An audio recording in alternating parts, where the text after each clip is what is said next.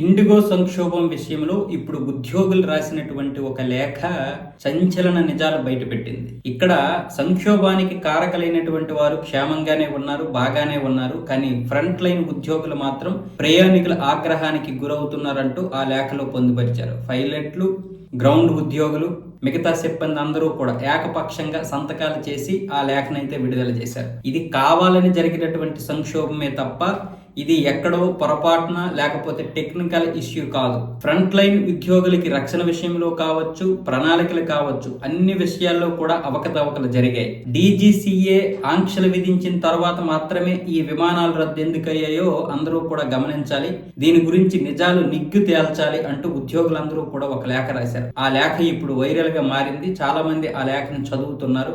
దానివల్ల front line లో ఉన్నటువంటి ఉద్యోగుల మీద కొంతమంది ఆగ్రహాన్ని అయితే తగ్గించారు. సోను సూద్ కూడా ఈ ఒక ప్రకటన విడుదల చేశాడు. ఫ్రంట్ లైన్ ఉద్యోగుల మీద ఎవరు కూడా ఆగ్రహం వ్యక్తం చేయకండి. అయితే ప్రయాణికులు ఎవరి మీద చూపిస్తారు? ఇప్పుడు ఎవరైతే కనిపిస్తారో వాళ్ళ మీదే వాళ్ళ ఆగ్రహాన్ని చూపిస్తారు. అంటే ఎవరి మీద చూపించాలో తెలిసినా వాళ్ళు అందుబాటులో లేకపోతే ఏం చేస్తారు? కాబట్టి ఇది దీన్ని ఆపే పరిస్థితి ఉండదు. కానీ వీళ్ళేం చెప్తున్నారు, మరో 5 నుంచి 10 రోజుల వరకు కూడా ఈ సమస్య ఉంటుంది, తర్వాత అంత సద్దుమణుగుతుందని ఇప్పుడు ఆ CEO చెప్తున్నాడు, ఇండిగో CEO. కానీ ఇక్కడ ఆలోచించాల్సింది ఏంటంటే ఈ సంక్షోభానికి కారణమైనటువంటి ఈ పెద్ద పెద్ద ఆఫీసర్లు, పెద్ద పెద్ద ఉద్యోగాలందరూ బాగానే ఉంటారు. కానీ ఏదో మొత్తానికి లోపల గూడు పుటానైతే జరిగింది. ఏమి జరగకుండా ఇంత పెద్ద ఇష్యూ అయితే రాదు.